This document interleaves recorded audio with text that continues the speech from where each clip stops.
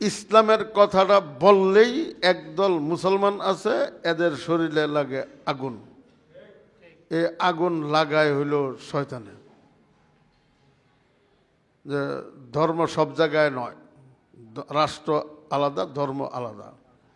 রাষ্ট্র আলাদা, ধর্ম আলাদা যদি এটা হয়, তাহলে রাষ্ট্র হইল এক লোকের আর ধর্ম হইল আরেকজনের, নাকি? না রাষ্ট্র যার, ধর্ম তার। মানে পৃথিবীটা কি অন্য কেউ না আল্লাহর?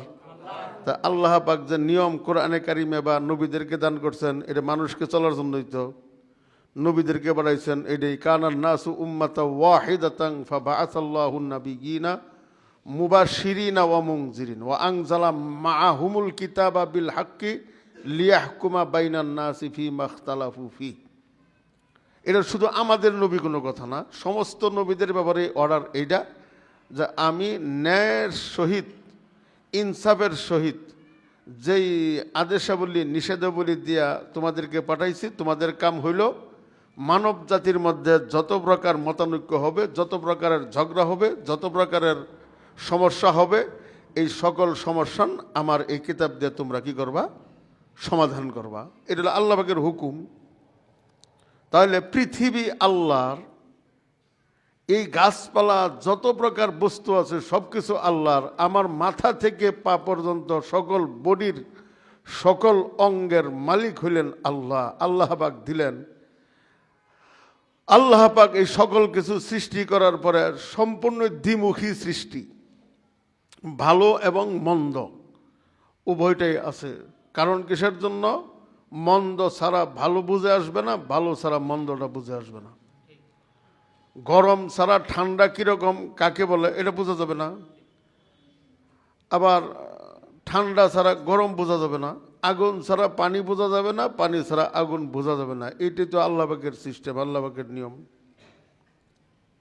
এখন আল্লাহ তাআলা আমাদেরকে প্রত্যেক নবীদের আমলে যেই যেই কিতাব আল্লাহ পাক দান করছেন, ওই কিতাব দিয়া চলবে ব্যক্তি, চলবে পরিবার, চলবে সমাজ, চলবে রাষ্ট্র। বাস হুকুম একটাই। এর মধ্যে দ্বিতীয় কোনো অপশন যে না আমার রাষ্ট্র চলবে আরেক কোনো কিছু দিয়া, সমাজ চলবে অন্য কিছু দিয়া, ব্যক্তির কিছু কিছু বিষয় চলবে এটা, এরকম তো না, এরকম সিস্টেম তো নেই। কেন এরকম যদি কেউ ধারণা করে তাতে সে ঈমান থাকবে না। মুসলমান তো আমরা, যদি তোমরা এটা দাবি করো যে আমরা মুসলমান না, মুসলমান খাত থেকে আমরা বাইরে, অসুবিধা নাই, এটা তো কোনো সমস্যা না। কিন্তু মুসলমান দাবি করবা আবার আল্লাহর ডাও মানবা, শয়তানের ডাও মানবা, এটা তো সমস্যা, এটা তো সমস্যা।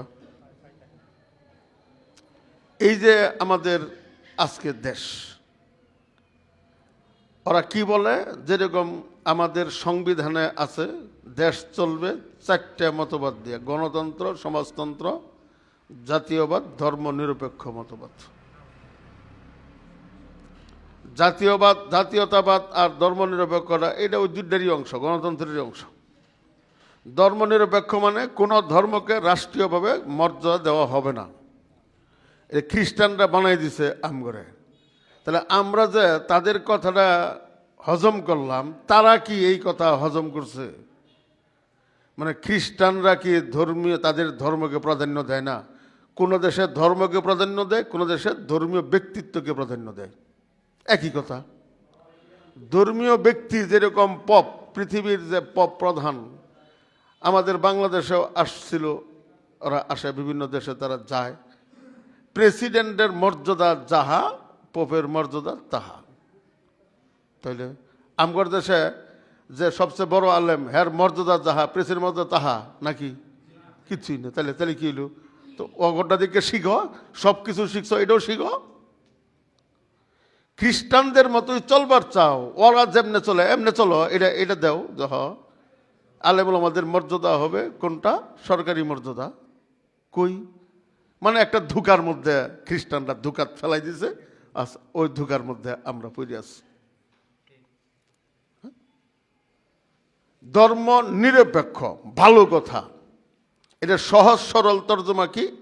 সাংবিধানিক তর্জমা কি? সাংবিধানিক তর্জমা হলো রাষ্ট্রীয়ভাবে কোনো ধর্মকে কোনো মর্যাদা, ধর্মীয় মর্যাদা, রাষ্ট্রীয় মর্যাদা দেওয়া হবে না। আর সাধারণ তর্জমা কি, যে রাষ্ট্র চলবে রাষ্ট্রের মধ্যে, ধর্ম চলবে ধর্মের গতিতে। ধর্মের সাথে রাষ্ট্রের কোনো সম্পর্ক নাই, রাষ্ট্রের সাথে ধর্মের কোনো সম্পর্ক নাই। তাহলে আমগর দেশের যে জানুয়ারি ফেব্রুয়ারি মাসে যে সরকারি হিসাব হয়, এটা কোন ধর্মের হিসাব? কে খ্রিস্ট ধর্ম হিসাব হবে? ধর্ম তো প্রাধান্য দেওয়া হবে না, এনে দেওয়া হইল কে? হ্যাঁ, January February March April May June July এই 26 যে এটা কি খ্রিস্টানদের হিসাব? তারপরে আমাদের 16 বৎসর, মানে 15-16 বছরের মেয়ের যদি বিবাহ হয়, তাহলে রাষ্ট্রে কিছু বলবে? হ্যাঁ, বলবে। কে বলবে? হ্যাঁ, খ্রিস্টীয় আইন মতে, তাদের ধর্ম মতে একটা মেয়ে বিবাহের উপযুক্ত হয় 18 বছরে, আর একটা ছেলে বিবাহের উপযুক্ত হয় 22 বছরে। এর আগে শিশু, এর আগে কি শিশু। আর আমাদের ইসলাম ধর্মে একটা ছেলে 15 বছর, একটা মেয়ে 12-13 বছর, তার মাসিক আসলেই বা সে বিবাহের উপযুক্ত হয়ে গেল। তাহলে এখানে হস্তক্ষেপ কার হস্তক্ষেপ হইল? খ্রিস্ট ধর্মের হস্তক্ষেপ। হ্যাঁ, খ্রিস্ট ধর্মের হস্তক্ষেপ। আপনি কোনটা দেখবেন? দেখেন, যে কোনো একটা জিনিস দেখেন কিসের নিরপেক্ষ। আমাদের সরকারি জানাজা যে হয়, কি দিয়া হয়? 1 মিনিট নীরব থাকিবে। এটা কোন ধর্ম? খ্রিস্ট ধর্ম। ইসলাম ধর্মে কেউ হত্যা করলো, তাকে সাক্ষী সহ দ্রুত তাকেও কি করা হবে? হত্যা করা হবে। এটা হলো ইসলাম ধর্মে। খ্রিস্ট ধর্মে কি না, এটা মামলা হবে, এটা দুনো পক্ষে উকিল দাঁড়াবে, যে জিতে কথা কোনটাকে। এটা খ্রিস্ট ধর্ম। তাহলে এনো আমগর দেশে কোনটা চলে, ইসলাম না খ্রিস্ট ধর্ম? চুরে চুরি করছে, যদি সে অভ্যস্ত চুর হইয়া থাকে, তাহলে তার হাত কেটে দেওয়া হবে। এটা হলো আমাদের ইসলাম। খ্রিস্ট ধর্মের লোকেরা কি বলে, না না, এটা মানবাধিকার লঙ্ঘন। মানবাধিকার লঙ্ঘন, হাত কাটা মানবাধিকার লঙ্ঘন। তাহলে কি করা হবে? তাকে সর্বোচ্চ 5 বছরের সাজা দেওয়া হবে। তাহলে 5 বছরের সাজা দেওয়া হবে। এটা হলো খ্রিস্টানদের তরিকা। কার তরিকা? আর আমাদের তরিকা হাত কাটা। আমগর দেশে চলে কোনটা? খ্রিস্টানদের তরিকা। তাহলে ধর্ম নিরপেক্ষ হইল কেমনে? কোন কোন চালের ভাত খান, কোন ডালের তরকারি খান, কোন ক্ষেতের তরকারি খান? জিনা ব্যভিচারী যদি কেউ করে, যদি বিবাহিত হয়ে থাকে, পাথর মেরে পরিষ্কার করে ফেলাও, এর দুনিয়া থাকার অধিকার নাই। অবিবাহিত হলে 100টা বেত্রাঘাত লাগাই দাও। এটা হলো আমাদের ধর্ম। খ্রিস্ট ধর্ম কি বলে, না মিলে দিলে করলে কোনো সমস্যা নেই। তাহলে আমার দেশে চলছে কোনটা? খ্রিস্টান এটা চলছে, বাস। তাহলে ধর্ম নিরপেক্ষ কোনো?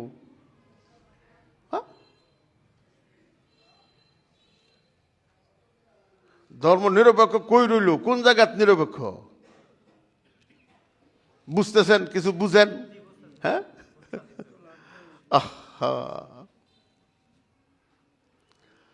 আমাদের দেশে যদি কেউ ডাকাতি করে, তাহলে আমাদের ইসলাম ধর্ম বলে তার 1 হাত 1 পাও কেটে দাও।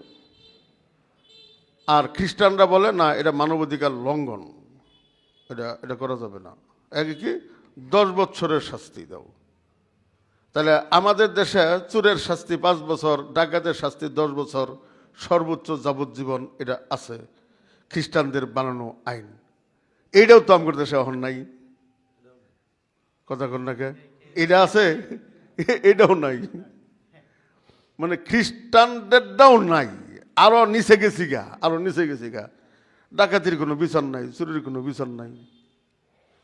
এই যে গাড়ি ঘোড়া নাম্বার প্লেট প্রত্যেকটা গাড়ির সাথে আছে, তাও কম্পিউটার করা। চুরে নিয়ে গেলে পুলিশে কি করবো? শেষ। তাহলে নম্বর প্লেট কি লিগে? টাকা দিলাম কি লিগে? আমি প্রত্যেক বছর যে আমি ট্যাক্স দিতে, কি লিগে ট্যাক্স দিব আমি? হ্যাঁ, তাহলে এই যে এই আমেরিকার মতো হইল, নিলেগে হারা গেল, শেষ। তো এটা তো এই খ্রিস্টানদের তরিকা। বেপর্দা আমার ইসলামের সম্পূর্ণ নিষিদ্ধ, খ্রিস্ট ধর্মের সম্পূর্ণ হালাল। আমার দেশে কোনটা চলে? খ্রিস্টানদের চলে। নিরপেক্ষ কু? খ্রিস্টানদের বনে ঘরে কোনো সম্পদের কোনো সিস্টেম নাই। আমগর দেশের বেশিরভাগ জনগণের সিস্টেম নাই। খ্রিস্টানদের দাড়ি মুছ চাচ্চা পরিষ্কার করে রাখে, অগর কাছে বৈধ, আমগর ইসলামে অবৈধ। তাহলে কোন ধর্ম চলে? দাড়ি চাষারটাই চলে ধর্ম, চাষার ধর্ম, ব্যাগ বেড়া চাষার ধর্ম। হ্যাঁ,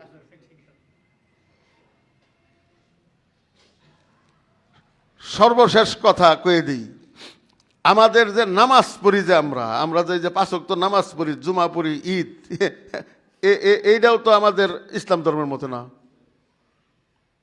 এটা খেয়াল করছেন? জীবনে খেয়াল করছেন? কইছি মসজিদে? কইছি না, সবাত কইছি। আমরা যে পাঁচ ওয়াক্ত নামাজ পড়তেছি, জুমার নামাজ পড়ি, ঈদের নামাজ পড়ি, এটা আমাদের তরিকা না, এটা খ্রিস্টানদের তরিকা। কেমনে? খ্রিস্টান ধর্মেও নামাজ আছে, ওদের যে আলেম, ওদের যে হুজুর, ওরা ছাড়ে না, ওরা পড়ে। এবং হুজুরদের সাথে যাদের গভীর সম্পর্ক, ওরাও ঠিক মতো নামাজ পড়ে। মানে খ্রিস্টানদের আলেমরা, আলেমদের সাথে যাদের সম্পর্ক, এরা ওদের নামাজ ঠিক মতো পড়ে, সাধারণ জনগণে পড়ে না। খ্রিস্টানদের সাধারণ জনগণ রবিবার ছাড়ে না। ওদের দুই ঈদ, বড়দিন আর ছোট দিন, এই দুই ঈদে আগের কাতারে বেগবে না। আমাদের দেশে যারা আলেম ওলামা, এরা পাঁচ ওয়াক্ত নামাজ পড়ে, যারা আলেমদের সাথে সম্পৃক্ত এরাও পড়ে। সাধারণ মানুষ পড়ে না, জুমার নামাজ ছাড়ে না, দুই ঈদে আগের কাতারও। কার তরিকা? খ্রিস্টান তরিকা। তাহলে ধর্ম নিরপেক্ষ করতে হইল। রাষ্ট্র যে নিরপেক্ষ, ধর্ম নিরপেক্ষ, কোন হানে, কেমনে, কি দিয়া? হ্যাঁ, গাঞ্জা কয় কলকি খাইলে এরকম কখন যায়? হ্যাঁ,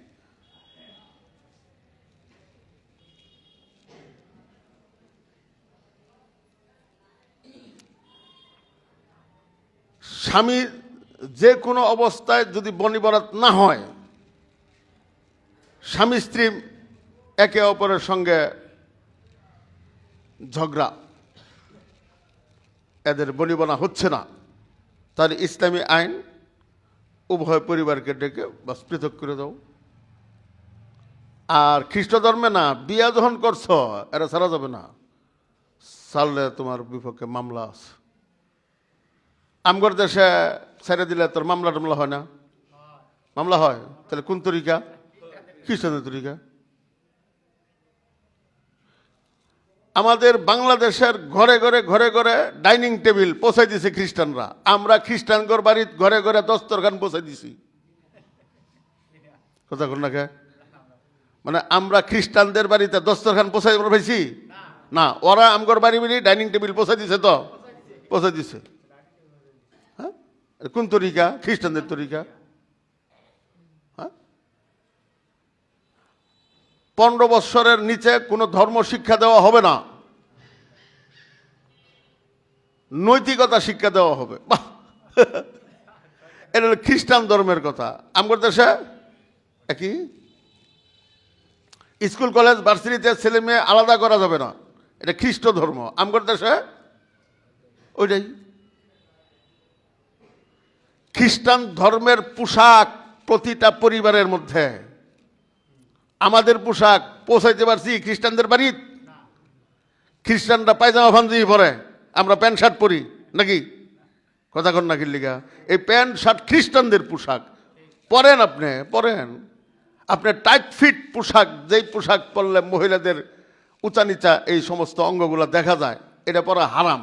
আপনারা যে প্যান্ট পরেন, কীরকম প্যান্ট পরেন? প্যান্ট পরলে মোটামুটি একবারে সামনে উঁচা কতটুকু, পিছের ভাঁজ কতটুকু, সব ইঞ্চি টেপে মাপা যাবে। তাহলে হালাল কেমনে হয়? আমাদের ঘরে ঘরে প্যান্ট শার্ট ঢুকাই দিছে। কথা কন না কে? হ্যাঁ, বেপরদা ওরা আমাদের ঘরে ঘরে পৌঁছে দিছে, আমরা বুরকা ওদের ঘরে ঘরে পৌঁছে দিছি। হ্যাঁ, তাহলে কি হইল তাহলে? আচ্ছা আহেন,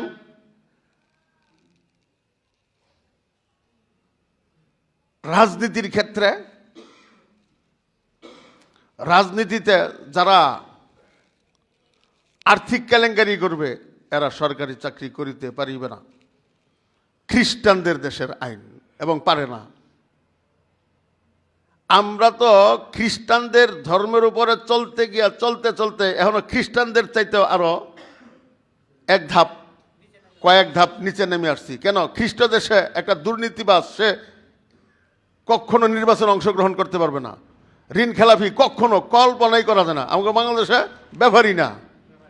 তাহলে খ্রিস্টানদের থেকে একটু নিচে নামছি তো মোটামুটি। হ্যাঁ,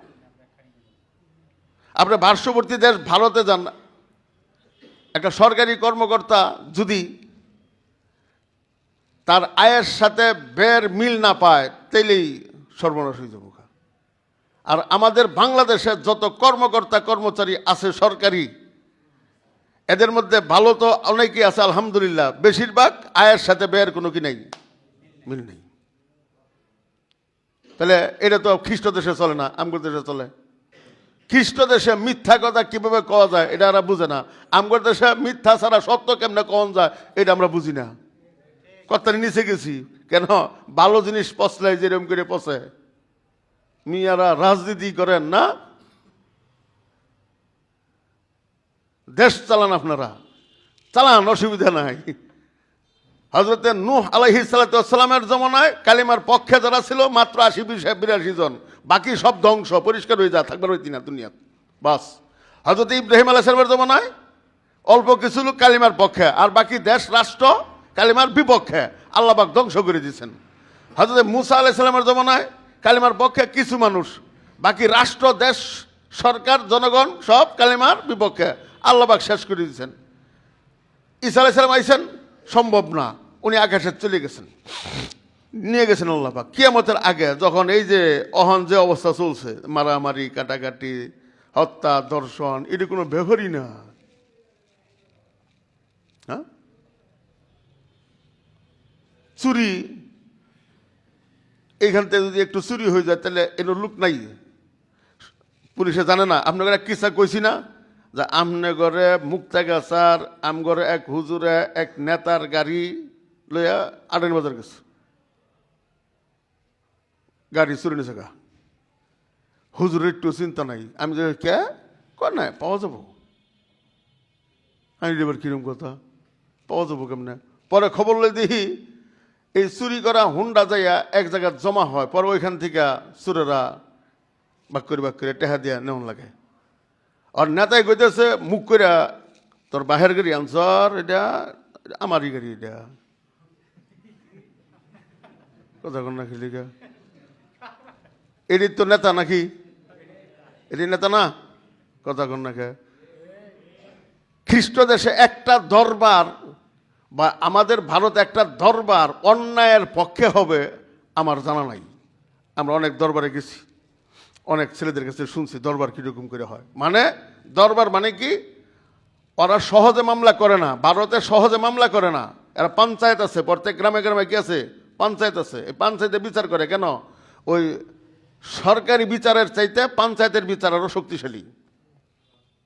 আর আমাদের বাংলাদেশে আমাদের দরবার, যে দরবারের যত নেতা আছে এটি মানুষ না, গরু ছাগল না, শুয়োরের চাইতেও আরো নিকৃষ্ট বহুত দরবারই আছে। কেন? শুয়োরও সব খায় না, কুত্তায়ও সব খায় না, দেখতে বাচ্চা হই না খায়। আমাদের দেশের দরবারি নেতারা বেশিরভাগ ভালো আছে, খারাপ শব্দ কইতেছি না, ভালো আছে, কিন্তু এরা দেখতে খায় না। একটা ফকিন্নি, একবারে ফকিন্নি, ভিক্ষা করে খায়। এর বাড়ি বিড়ার দরবারেও আমি দেখছি, বাস বেটিরে দিয়ে দিল শেষ করিয়া, বেটি তো কিছু নেই। এ তো শুয়োরেও করতো না, কুত্তায়ও করতো না। আপনারা কার সাথে আছেন? নেতা তুমি এগিয়ে চলো, আমরা আছি তোমার সাথে, চলেন, অসুবিধা নাই। এই দিন না, আরো দিন আছে, শেষ হবে। কেন? ঈসা আলাইহিস সালাম এই মারামারি, কাটাকাটি, হানাহানি যখন বেশি বেশি হবে, একেবারে স্বাভাবিক হবে, শিরিকের গুনাহ ঘরে ঘরে। আল্লাহর নবী বলছেন ঘরে ঘরে গান বাজনা। কি বলছেন? ঘরে ঘরে গান বাজনা। কিন্তু এটা কইছেন না দোকানে দোকানে গান বাজনা, এটা কইছেন না। পকেটে পকেটে গান বাজনা, এটা কইছেন না। ঘরে ঘরে গান বাজনা। তাহলে ঘরে ঘরে গান বাজনার চাইতে একটু মিটার বাড়ছে না কমছে? বাড়ছে। আমরা যখন হাদিস পড়ছি মসজিদে যখন গান বাজনা হবে, এটা তো কল্পনার মধ্যে আসেন না। মসজিদে আবার গান বাজনা হবে, এটা কিভাবে সম্ভব? এটা কল্পনার বাইরে না। হ্যাঁ, আর এখন এমন রিংটোন, একেবারে হিন্দি গানের রিংটোন, বেতার নামাজি, ও নামাজির গোষ্ঠী কিলাই। হ্যাঁ, তা নামাজি না। ঈসা আলাইহিস সালাম আসবেন, আমি গত শুক্রবার বলছি, ঈসা আলাইহিস সালাম আসবেন, সেটা কোনো দাওয়াত নাই, কোনো দাওয়াত নাই। আপনার বিশ্বাস হোক অথবা না হোক, আপনি মানেন চাই না মানেন, আমগর কোনো আশা আর যায় না। হযরতে ইলিয়াস রহমতুল্লাহ আলাইহির উসিলায় পৃথিবীর এমন কোনো দেশ নাই, এমন কোনো এলাকা নাই যে এলাকায় কালেমার দাওয়াত পৌঁছে নাই, এবং পৃথিবীর এমন কোনো সরকার নাই যে সরকারে তাবলিগ জামাত চিনে না। আমরা 10 জন আলেম আজকে যাই আমেরিকার বিশাল লিগে, দিত না। আমরা 15 জন আলেম উলামা যদি চীনে যাওয়ার লিগে, উত্তর কোরিয়া যাওয়ার জন্য, রাশিয়া যাওয়ার জন্য, আমেরিকা বা ইউরোপ কান্ট্রি যাওয়ার জন্য 15 জনের একটা দল যদি যাই, আমি আব্দুল হালিম সহ কথা ভিসা দিত না। তাবলিগ জামাতের কাকরাইল থেকে গেলে দিয়ে দিব, কেন ওরা চিনে এডিকাটা। তাহলে বোঝা গেল তাবলিগ জামাত হারা চিনে কি চিনে না? চিনে মানে কি? কালিমা চিনে, বাস, সুদা আল্লাহ। এই কারণে ঈসা আলাইহিস সালাম সেরিয়া যারা কালিমার পক্ষে থাকবেন, যারা বলবে সার্বভৌমত্বের মালিক আল্লাহ, সকল ক্ষমতার মালিক আল্লাহ, এরা দুনিয়াতে থাকবে, বাকি সব পরিষ্কার। এখন আপনি কোন পক্ষে থাকবেন থাকেন গা। হ্যাঁ, আপনার যে গণতন্ত্র, এই গণতন্ত্রে কি বলে? সার্বভৌমত্বের মালিক কেডা? জনগণ। সকল ক্ষমতার মালিক কেডা? জনগণ। হ্যাঁ, লা ইলাহা ইল্লাল্লাহ। আহা, আপনি থাকেন, অসুবিধা কি? কিন্তু এটা মনে করেন না যে আপনি থাকতে পারবেন না, পরিষ্কার, একবারে পরিষ্কার। আপনি আবার বলতেন হুজুর রাশিয়ার মতো দেশ এত শক্তিশালী, আমেরিকার মতো দেশ, এই চীনের মতো দেশ, উত্তর কোরিয়া, খবর রাখেন না উত্তর কোরিয়ার কি আছে? হ্যাঁ, এদিক দিয়ে জার্মানও খালি না, ইটালিও খালি না, ফ্রান্স এবং স্পেনও খালি না। এটি হাওয়া হয়ে যাবো গা, হাওয়া হোক গা না বাতাস হোক গা, আমার কোনো আহে আসছে না। আল্লাহ নবী কইছে সব পরিষ্কার হয়ে যাবো গা। আল্লাহ নবী যাহা বলছেন তাহাই হবে। ফিরাইয়েন, আপনার বাহের হলে ফিরাইবেন, নেতা করলে ফিরাই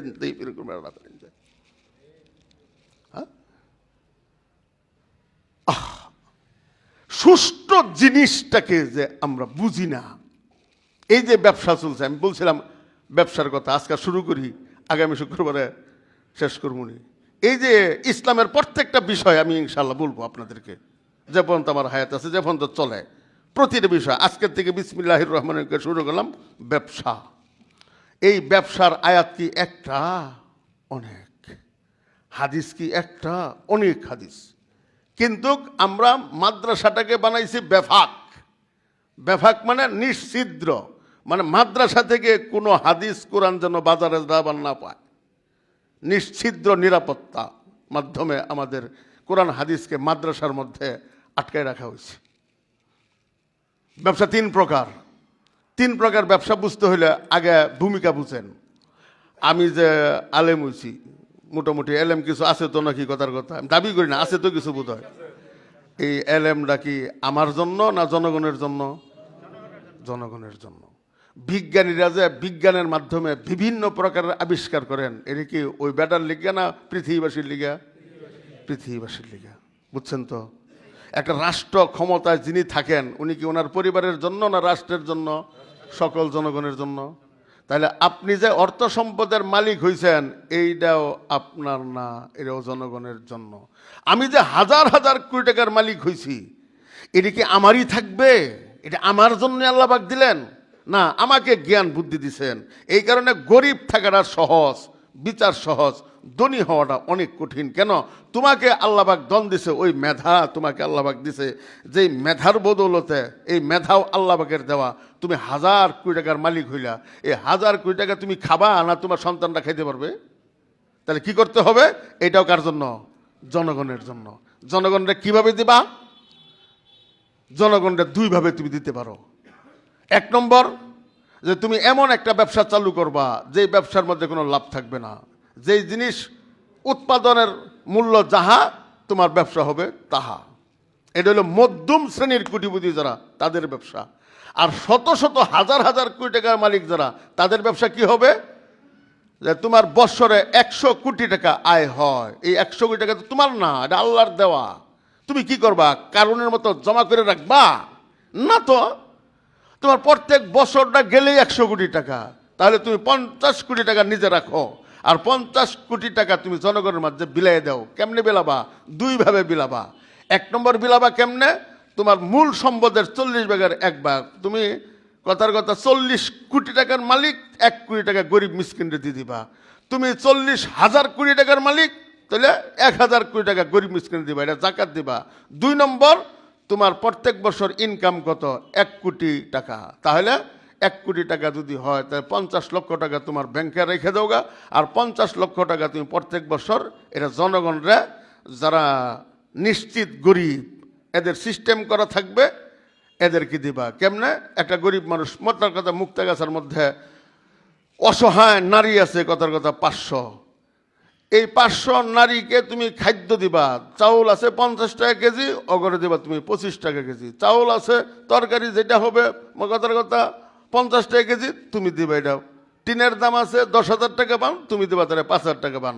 বৎসরে তুমি 50 লাখ টাকা খরচা দেও। তাহলে বাংলাদেশের কি যে কয়, প্রত্যেক বৎসরে 100, 150, 200, 500, 1000 কোটি টাকার লাভবান হয়, এরকম লোক নাই, এরকম গার্মেন্টসওয়ালা নাই।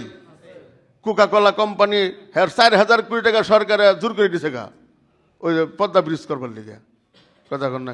এই 4,000 কোটি টাকা যে জনমতের মধ্যে, এই যে আমাদের অসহায় কত ফ্যামিলি, তোমার হাজার হাজার কোটি টাকা ব্যাংকে, হাজার হাজার কোটি টাকা সুইস ব্যাংকে, হাজার হাজার কোটি টাকা তুমি দুনিয়া শুদ্ধা লাইরে থুইছ, ছড়াইয়া রাখছো। আর বাংলাদেশের মানুষ না খেয়ে থাকে। বাংলাদেশের মানুষ 1 কেজি গোশত ক্রয় করতে পারে না। জিনিসের দামগুলা কিরকম, কি সিন্ডিকেট! আল্লাহু আকবার। এই সিন্ডিকেট হারাম। নাহা রাসূলুল্লাহ সাল্লাল্লাহু আলাইহি ওয়াসাল্লাম আন বাইইল মুযাবানা আল মুহাকালা। সিন্ডিকেট হারাম। আমি আমার জিনিস বিক্রি করবো, আমার কে দায় কি? আমি আমার 100 টাকার জিনিস 1 টাকা দিয়ে বিক্রি করবো। কিন্তু আমগর আলেম ওলামা তো ব্যবসা নাই।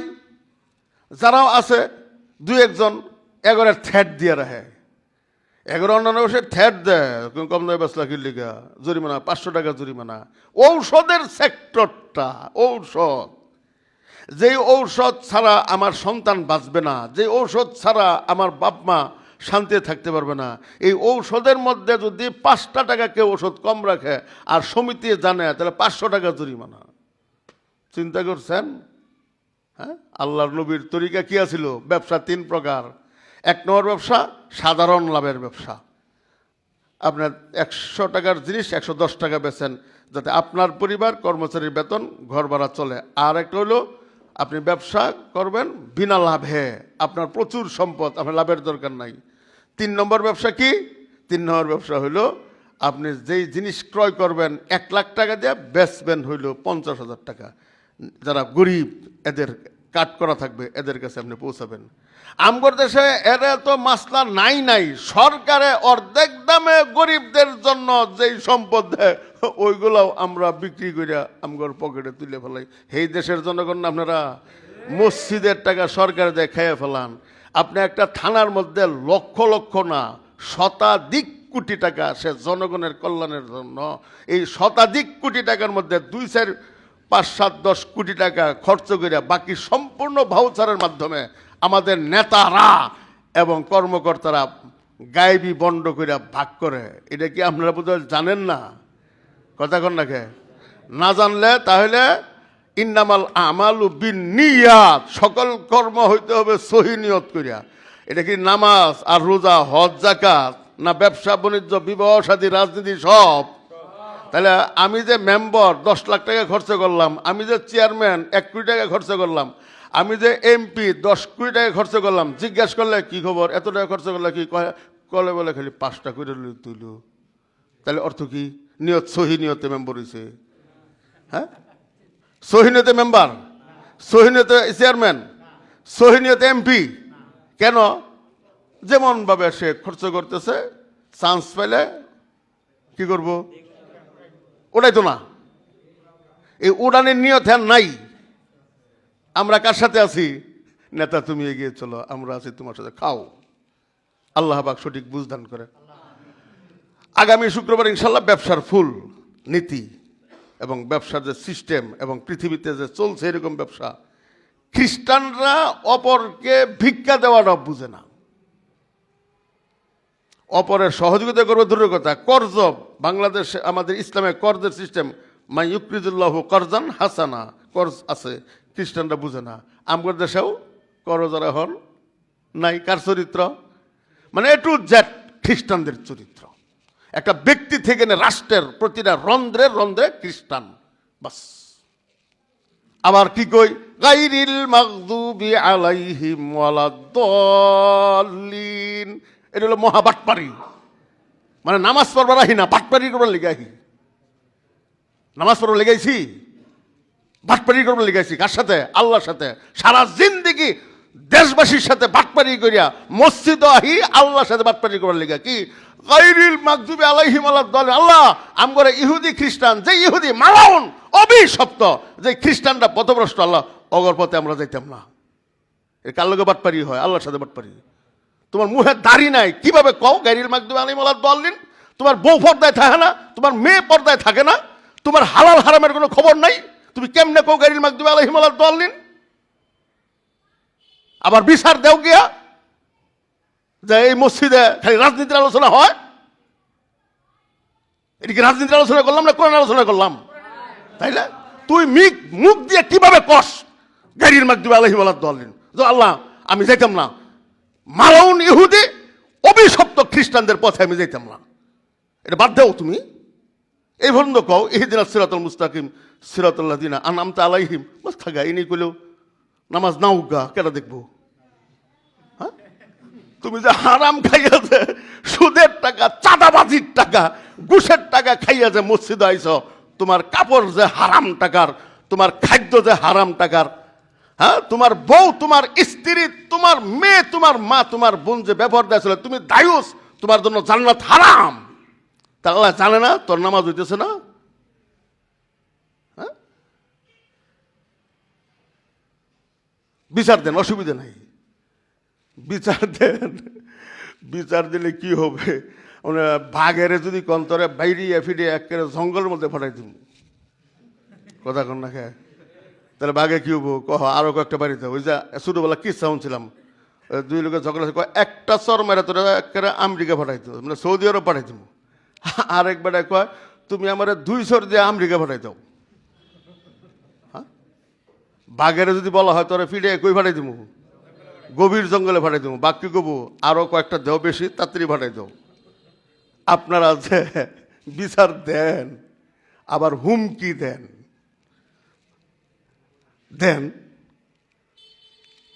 হবে কি? আমারে ফিরাইয়া কবরে ভাড়াই দিবেন। আমরা দুনিয়াতে আইছি দুনিয়া থাকবার লেগে না, কবরে যাবার লেগে।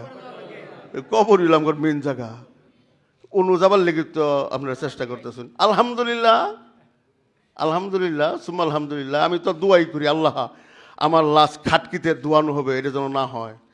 আমার লাশ একবারে কাপড় সুন্দর করে পরাইয়া জানাজা পড়া হবে, এরকম যেন না হয়। ইসলামের শত্রুদের হাতে আল্লাহ এমন ভাবে আমাকে মারবা যে বস্তাত করে যেন লাশ জানাজা দেওয়া হয়। 2-4 লক্ষ মানুষ হবে, আমার এটা দরকার নাকি? 3 জন লোক আর 1 জন ইমাম সাহেব, 4 জনের জানাজা যথেষ্ট। আর কি চাইন? এই যে কই দিলাম। কিন্তু ইসলামের বাহিরে আমাকে নির্দিষ্ট করে বলেন যে আমি আপনাদের বিপক্ষে এই কথাটা কইছি, এটা কই দেন।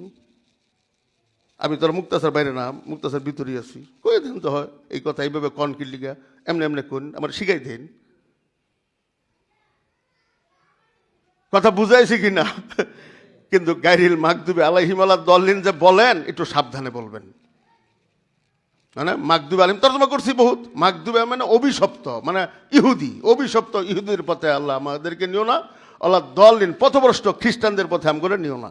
এই কথাটা যে বলবেন, আজকে একটু চিন্তা করে কোন যে ঘুষের টাকা, সুদের টাকা, হ্যাঁ, এই দরবারের টাকা, চান্দাবাজির টাকা খাইয়া পোশাক নিয়ে যাইলাম, কিভাবে কমু গায়রিল মাগদুবি আলাইহিম ওয়ালাদ-দাল্লিন? এটা মনের মধ্যে যদি একটু দাগ আসে যে এই গায়রিল মাগদুবি আলাইহিম ওয়ালাদ-দাল্লিন কথাটা বলতে গেলে একটু সমস্যা লাগতেছে, তাহলে হেদায়েত কফলের জুটতেও পারে। আর যদি গঞ্জ কোগা হালিম সুবে কুলিল, অসুবিধা নাই। আল্লাহ পাক সঠিক বুঝদান করে, তাদের সুন্নত বাকি চাটের কাছে সুন্নত।